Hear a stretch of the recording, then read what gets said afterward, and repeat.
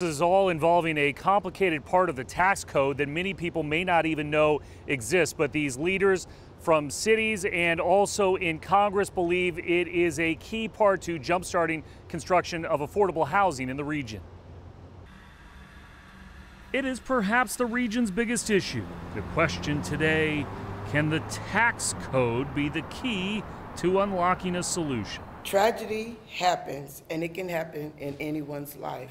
Saritha Simons thinks so, who held back tears as she stood next to Congresswoman Susan DelBene, explaining how housing has made a difference. There's so many people out there whose lives will be changed if they have affordable housing. DelBene and Senator Maria Cantwell have sponsored bills which call for increasing the affordable housing tax credit by 50%. More than 90% of the affordable housing that gets built with the housing tax credit. It is a complicated tax code which, in short, involves millions in tax credits allocated to developers which are sold to investors to finance affordable housing unit construction, a program since 1986 which has resulted in thousands of units in King, Pierce, and Snohomish County, but very little in rural counties like Mason or Jefferson. Last year, the conservative Heritage Foundation said the credit should be killed altogether, calling it a costly and inefficient corporate welfare program that has failed to boost the U.S. housing stock.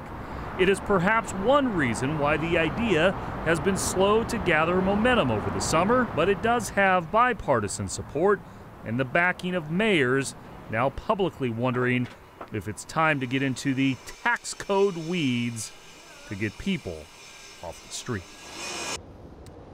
Cantwell did acknowledge today there has been a fair amount of pushback from Republicans in Congress, but Cantwell and DelBene said today they hope to have more discussion about the topic when they return to Congress in September. That's the story for now. Live in Seattle, I'm Chris Daniels, King 5 News.